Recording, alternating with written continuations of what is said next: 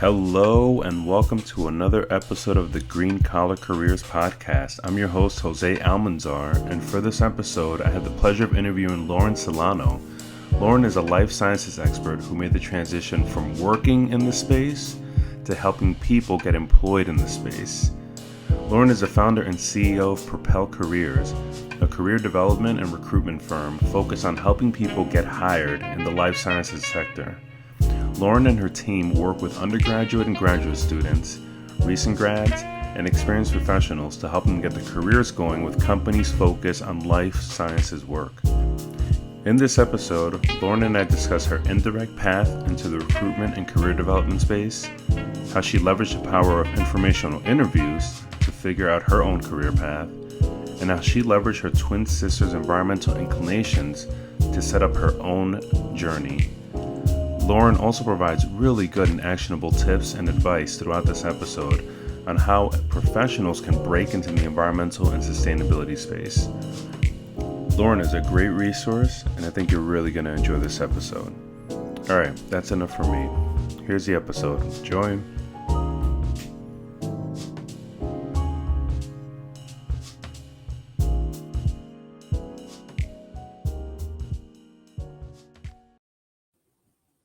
Hello, everyone, and welcome to the podcast. I'm so excited today to have with us Lauren Celano. Lauren is the CEO and founder of Propel Careers. I've known Lauren, and she's been a good friend of mine for, Lauren, when I met you, it was 2006, 2007, so 1,000 years ago. And I'm so excited. Lauren, how are you? I'm doing well. I'm so excited to be here today, Jose. Yeah. So, Lauren, tell us, first of all, where are you physically right now? I'm in Boston, Massachusetts. And you grew up in Boston? No, I grew up in Philadelphia. I moved to Boston in 2003, shortly before I met you. All right. All And right. I've just stayed. I live in the north end of Boston, if anyone knows the Italian restaurants and that sort of thing. So it's been a really nice opportunity. So let me get this straight. So I'm pretty sure the Red Sox won the World Series right around the time you moved to Boston, and then just for some reason you stayed up there, huh? There's just you Exactly. were just having so much fun with Tom Brady and the Red Sox and Big Papi, and you just couldn't go back to Philly because up until recently the Philly teams all stunk. Yep. For the most part, that is correct. Yeah, and now the tides have turned, and the Philly teams are all pretty fantastic, and most of the New England teams are not doing well, except for the Mhm. Celtics, I guess. Yeah, that's true. They're still in the playoffs. Do you still have family in the Philly area? I do. Yeah, my mom, dad, brother, and a few other, cousins and such are still in the Philadelphia area. So I go back. I go back periodically to see people, and of course, friends of mine also that are in the area. Yeah, and what city has better food? Ooh, you weren't Oh, expecting that's a that tough one. one. I would say I miss the pizza and hoagies from the Philadelphia area. It's not the same in Boston.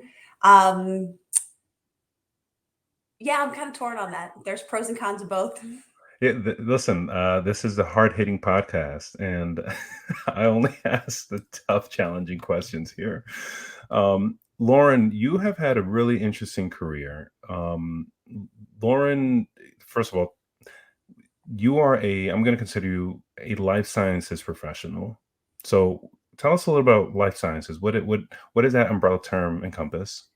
Yeah, sure. Okay, so broadly speaking, life sciences is focused on developing, it could be therapeutics, could be diagnostics, could be medical devices to be able to help support human health, hopefully to help make people live better. Now, there is some overlap with environmental because there are some life sciences organizations that do activities around biofuels or around like helping things degrade to make things more environmentally sustainable. And there are some organizations that are kind of hybrids in terms of working on projects for like environmental biodegradation or biofuel things and also therapeutic things because sometimes cell-based assays and other techniques could be applied in both ways. So I have seen a little bit of overlap in terms of the environmental aspects of life sciences. Absolutely. So You you had mentioned that there's obviously an overlap with environmental. It, at some point in your career, when did you decide to lean into the life sciences? Was there any point where you had considered doing something else? What what was your origin story around life sciences, and let me know how that might incorporate into the environmental space.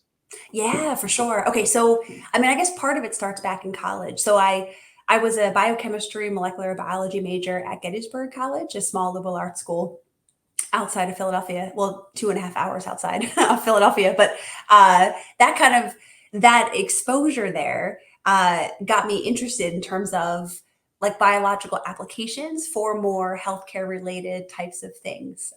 Now, I do have a twin sister, Emily.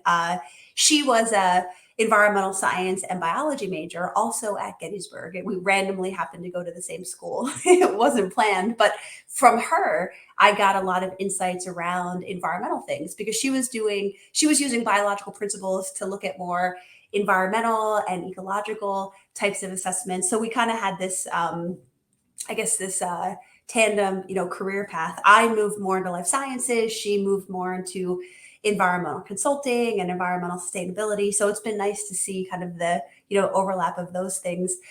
When I was finishing college, I initially thought, like many people that do science, I'm going to go to med school. That's kind of like the default path. But then when I started to look outside in the industry sector, this whole like drug discovery world seemed super interesting to explore. So I started to apply to roles at, some of the larger companies like Merck and such that were in the Philadelphia area. And then I also ended up applying to a few smaller companies, one of which that hired me, a company called Absorption Systems at the time. And they were focusing more on drug metabolism, pharmacokinetics, which essentially is kind of when you take drugs, how is it metabolized? How does it get excreted from your body? Like what happens internally?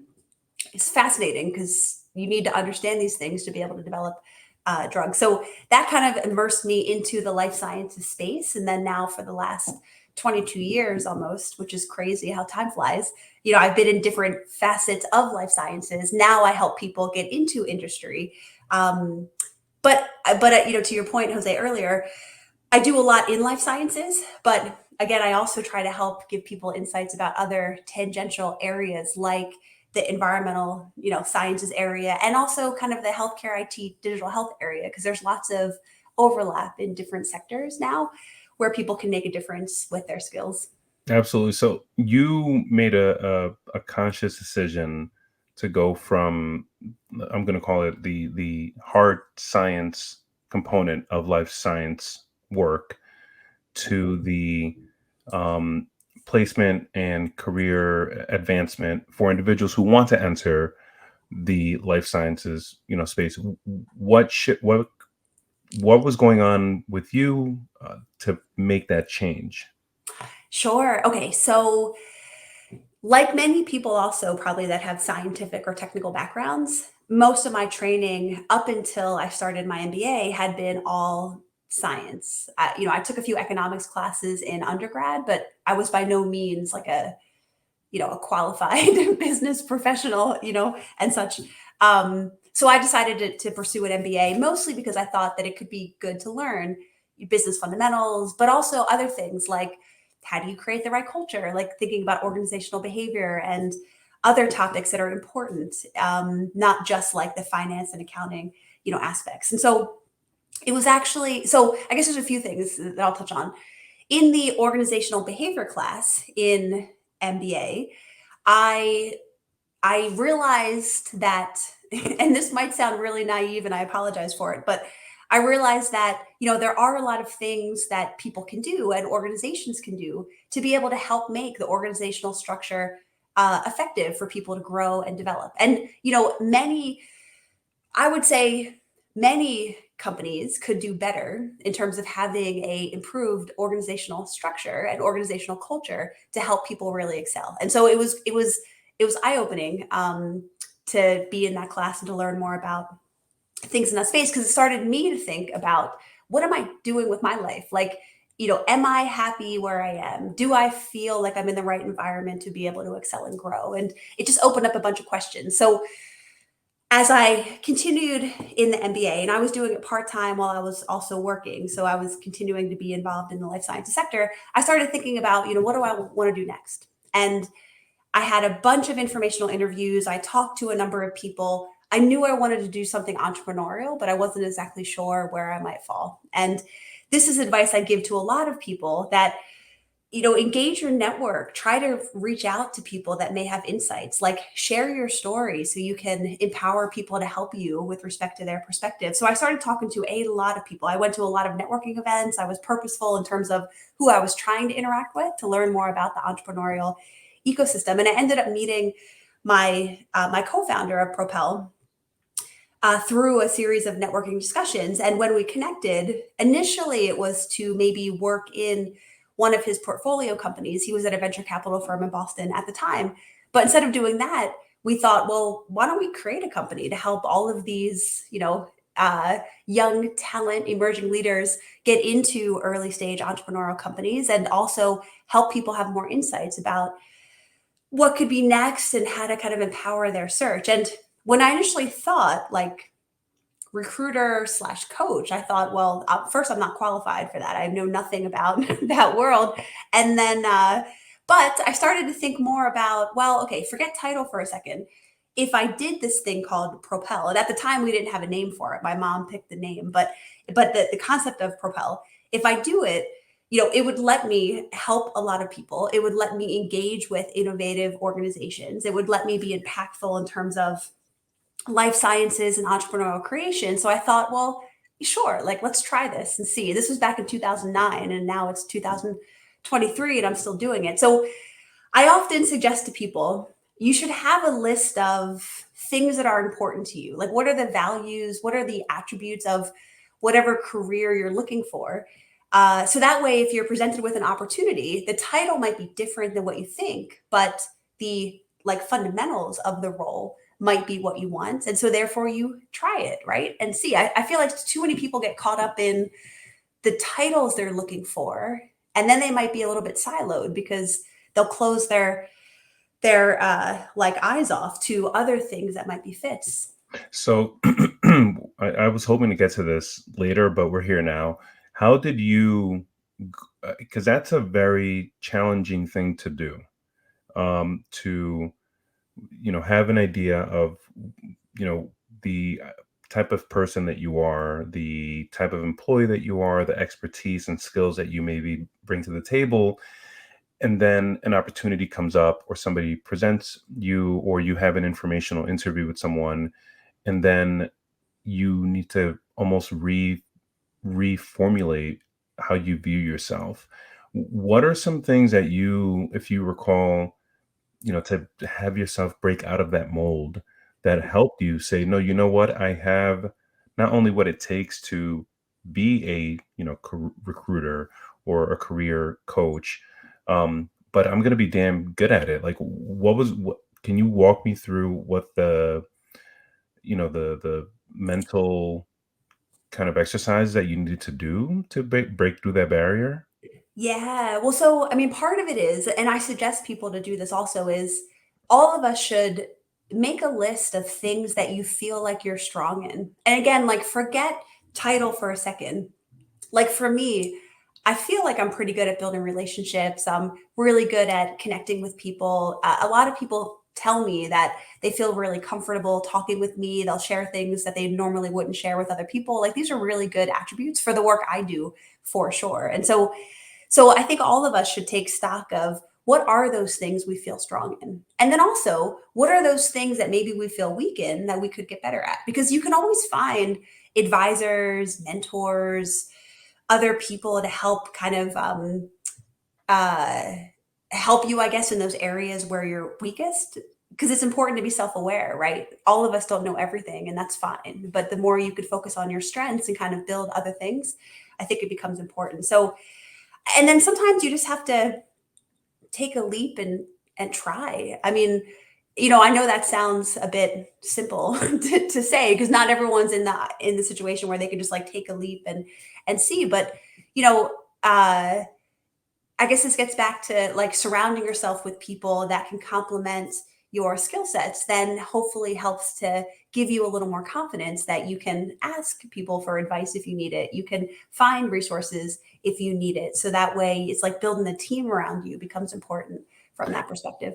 I've seen, I've heard of the concept of building your own personal board of advisors, Hmm. where they don't necessarily have to know each other and they don't need to know about each other, but having mentors. And people think mentor that you get one mentor and it's someone that I have a few mentors that don't even know that they're mentors. They're friends of mine. I mean, we've developed friendships over the years. But I am not shy about calling some of them when I'm kind of at a tough spot, either in a professional setting or something with my romantic relationship with my wife, and I'm kind of at this kind of thing where we're struggling, and I'll call a buddy of mine and say, "Hey, dude, can we just talk through this issue? I'm kind of at a hitting a wall here." So I've intuitively created a board of advisors, but you're recommending that having a team of people around you, in a sense, that you can bounce ideas off is really beneficial.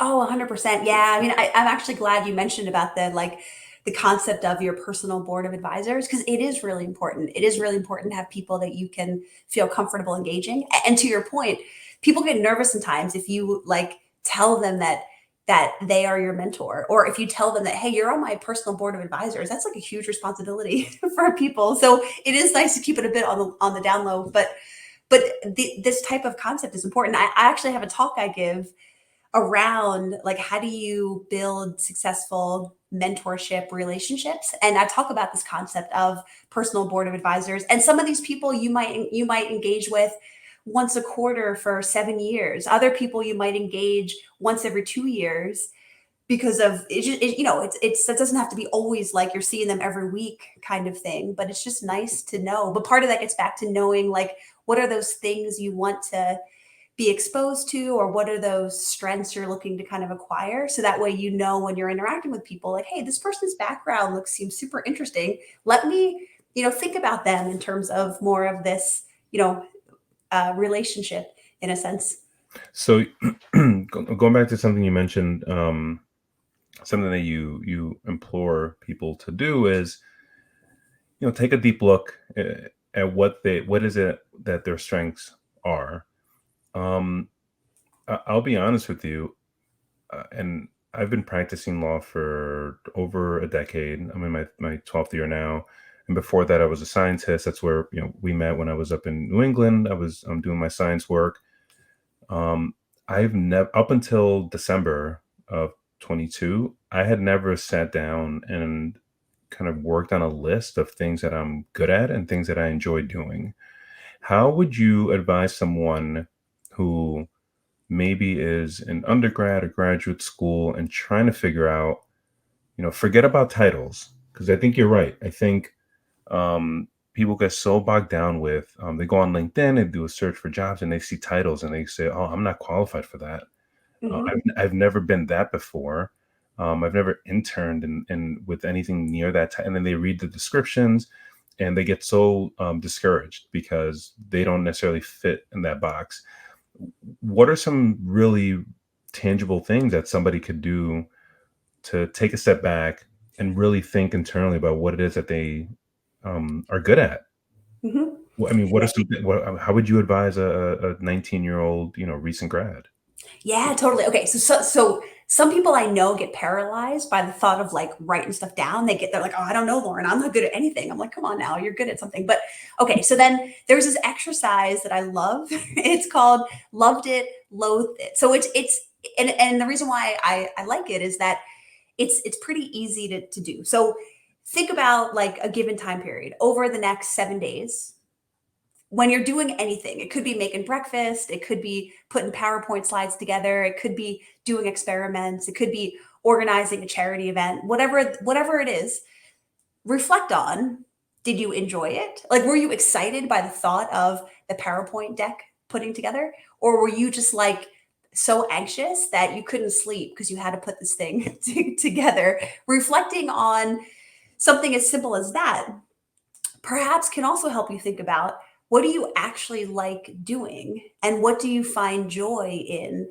Because that's also important too. It's not always, it's just about like, what are your strengths, but what do you enjoy doing? And I feel like a lot of people, again, don't always think about this, because sometimes, like, let's say you're a science student in college, and as part of your coursework, you have to do certain experiments and certain things. So you have to write reports, analyze data, do certain, experimental work. So you don't always think about, like, do you like it or not? You're like, well, I have to do it, so I have to just make it work, right? But in life after school, we have more of a choice, I feel, in terms of how we spend our time. So that's one exercise I would suggest, because it could be eye opening, That's uh, to help like think about that. that's a really good that's a really good exercise, Lauren. I think, and here's the thing. Here's what my input on this, and I have not done this, but I will start doing it going forward. I think it should be done. It doesn't have to be done contemporaneously, like right after you do the activity. Hmm. But I think to get the best value for that kind of exercise, Lauren, it should be done, within a short period of time of when you complete it, like maybe that night, so Hmm. that you can tap into what the feelings were. Hmm. If you do it a week later, you may not recall what you may remember whether you enjoyed it or didn't enjoy it, but that's so basic. I think you can maybe go even a little deeper, and if you go and do it that evening, Hmm. or even, I mean, if you could do it right after, that's even better, but you'd have to walk around with a journal, and life doesn't really allow you to do that. But Hmm. do that and do some like really introspection, as to what you really enjoyed. And if you can even go granular, what is Hmm. it about that task that you Yep. enjoyed or didn't enjoy? Yep. I think if anyone that does this within for a week can really find out who they are. Hmm. Oh my, this is great. We can end the podcast right now. This is everything else after this is going to be.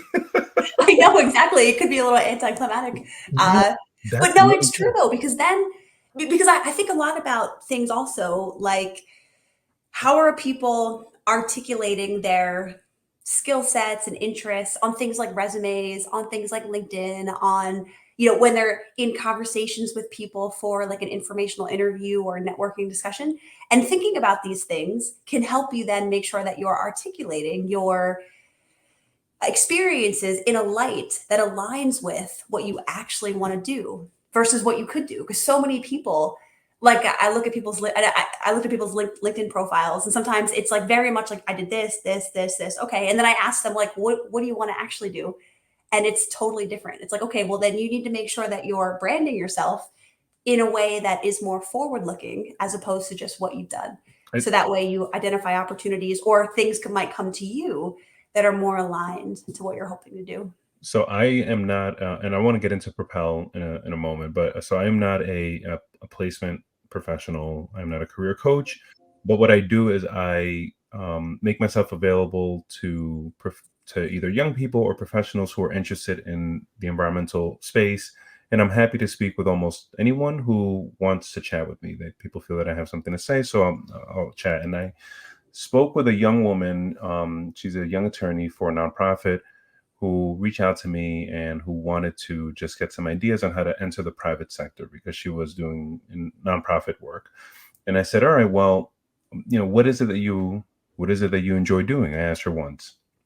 She goes, "Well, I like the planet and environmental law." And I go, "Okay, but what is it that you like to do?" And she goes, "Well, and she kept giving me substantive topics that in spaces she wants to work in, and she wasn't hearing me. And I had to respectfully, after the fourth time, I said, "Listen, I don't want to sound rude, but I need you to carefully listen to my question.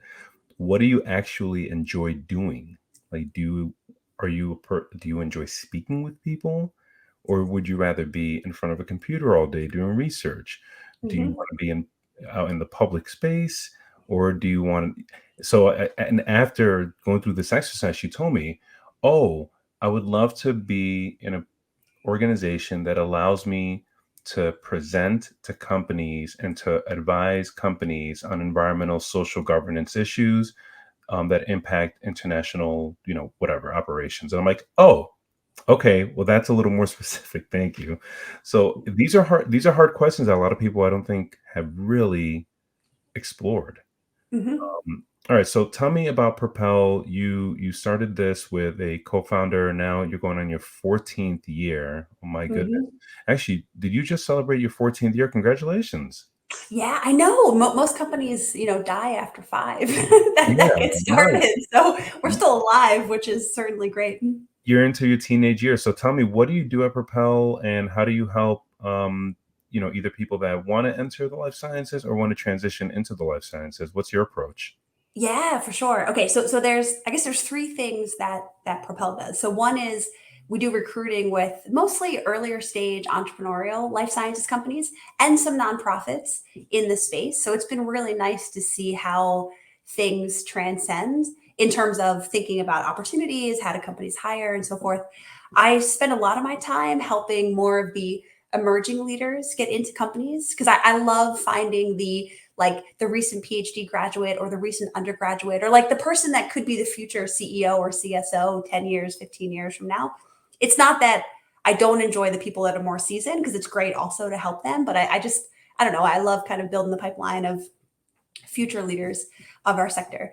I also do coaching just because, and when I first started Propel, I just assumed people knew like what they wanted to do. And I was unaware of how many people feel lost in terms of their future. So, out of just an interest in helping more people, I do have coaching discussions with folks to help them think about, well, how do I find opportunities or how do I brand myself? How do I leverage tools like LinkedIn? I mean, how do I write a good resume? That's a whole nother discussion. But so many people could benefit from a better document to highlight their experiences to make it easier for HR people to see people's skills.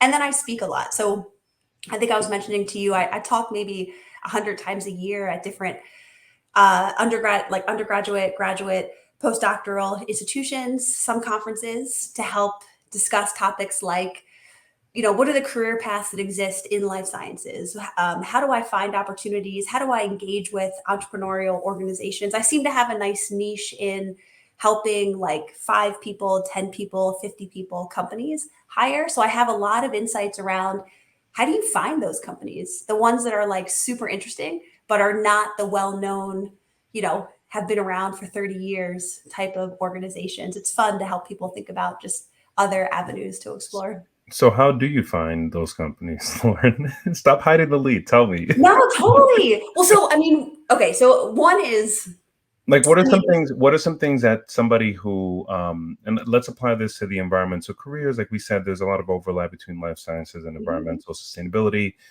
And somebody came to me and said, let's just assume, Jose, I've been doing X. I was a fundraiser or worked in the development office for a school.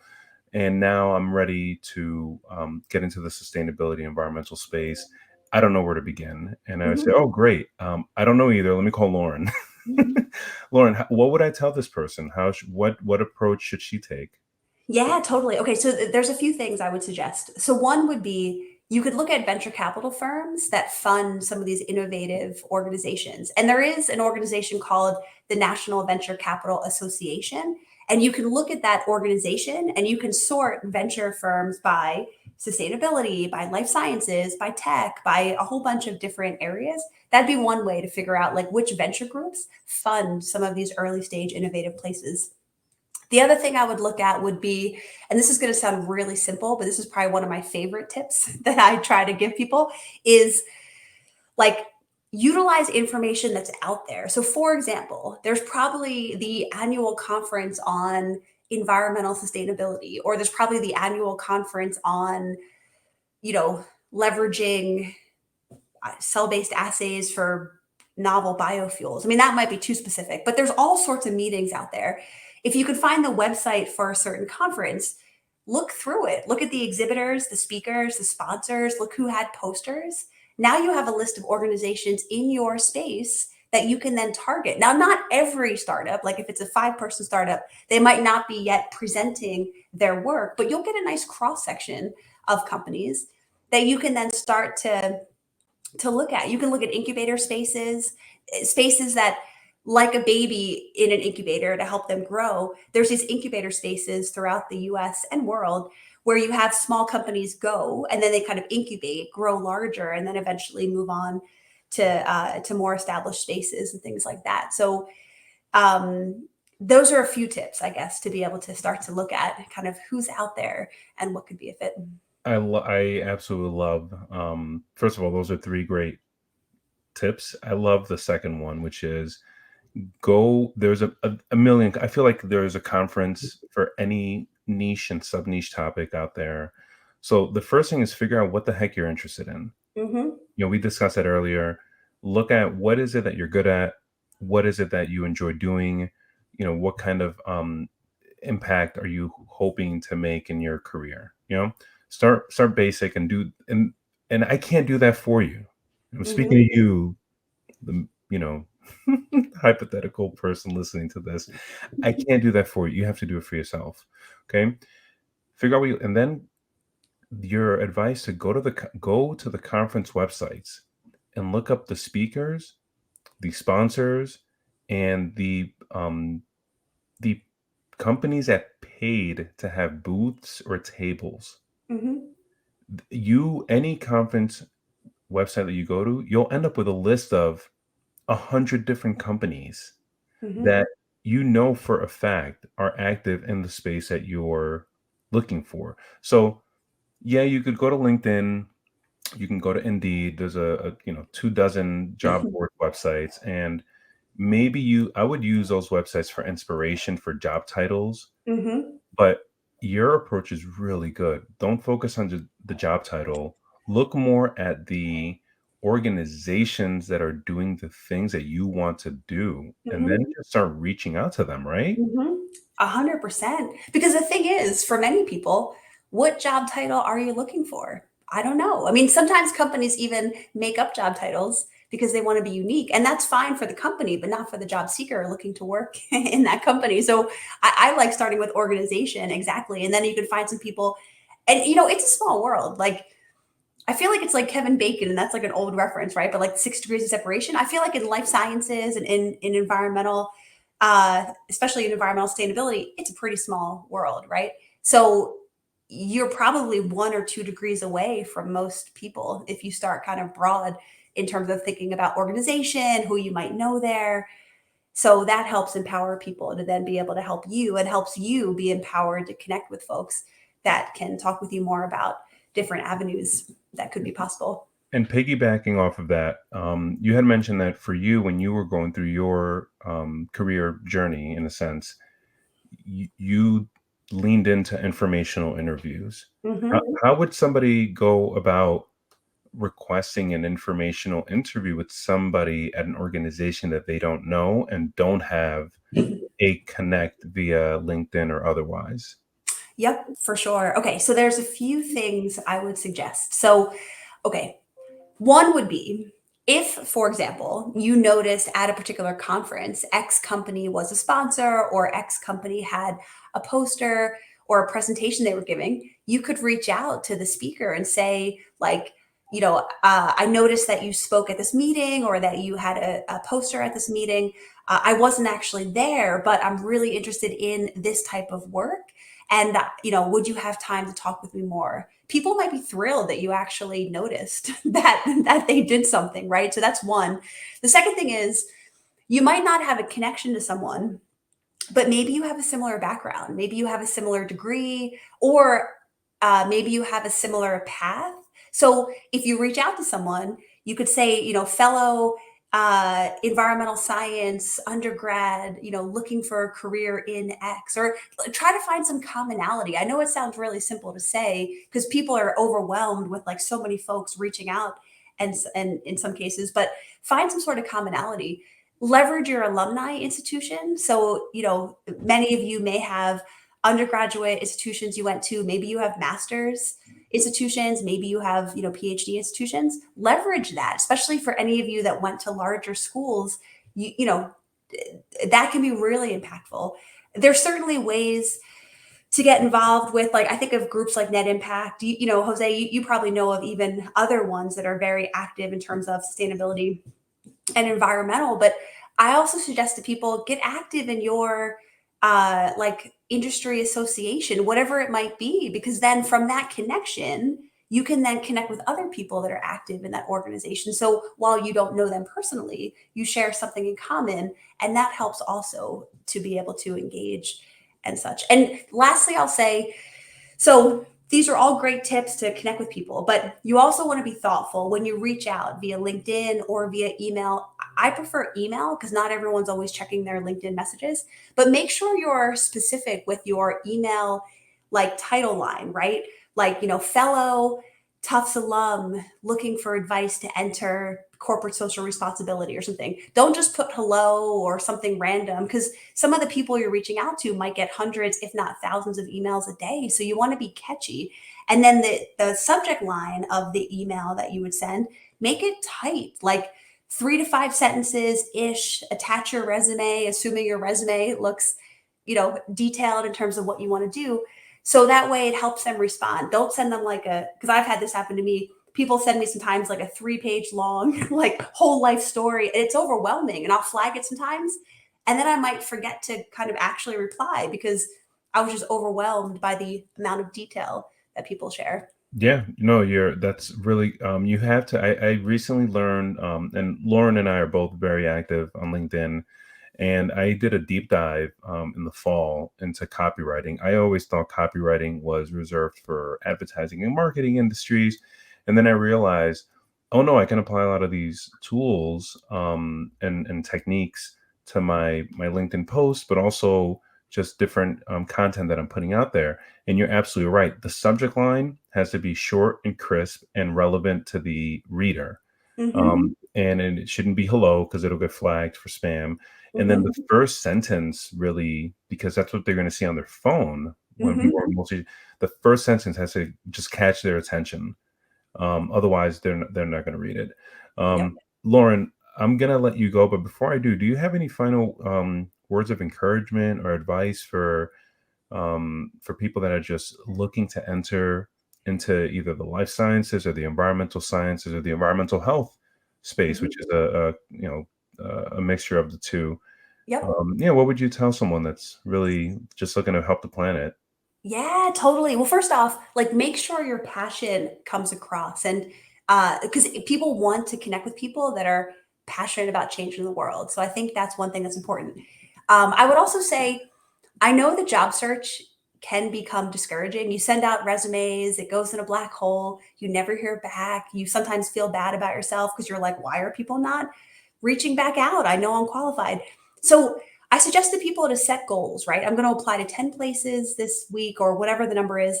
So then when you've accomplished that goal, you can just feel like proud, and just maybe it helps to keep you on task and helps you feel a little bit less like bad about yourself, or less, just, I don't know, because it can be a bit tough sometimes in the job search process.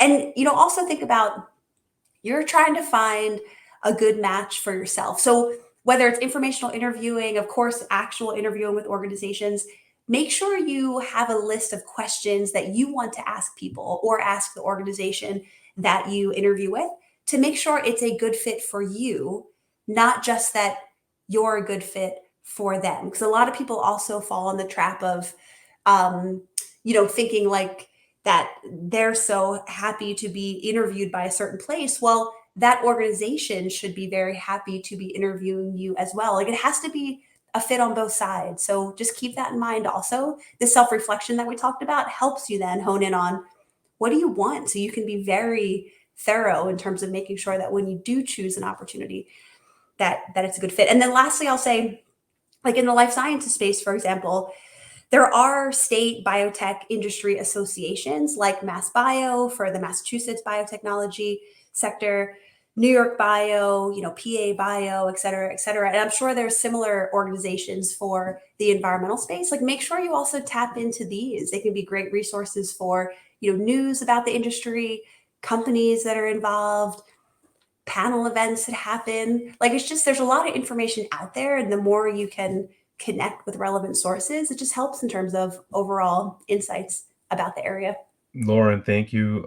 That's really good advice. And I encourage people also to lean in on trade associations. I've been successful at navigating the New York State Bar Association and some other attorney associations, not just for my own personal brand recognition, but also leveraging for speaking engagements. And I've landed a few job opportunities from just being present, and being friendly and showing up. You need to show up. I'm sorry. Like, things aren't just going to magically appear for you in the basement of your home. That's Life doesn't work like that. You kind of have to show up.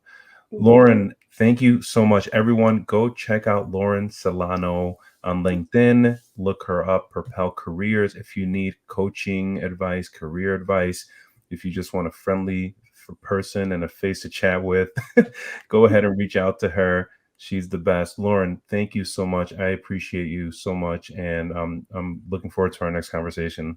Me too. Thanks, Jose. Thank you.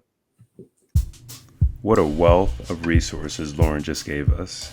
If you like that episode, make sure to drop a like and a comment, and go ahead and subscribe to my YouTube channel and this podcast using whatever platform you prefer. Your continued support and encouragement gives me energy to continue producing these episodes. Next episode, I'll be interviewing Mary Girding, the Managing Director of Environmental Risk at Highland, a national insurance company. Make sure to subscribe to the YouTube channel and the podcast to receive a notification as soon as a new episode drops.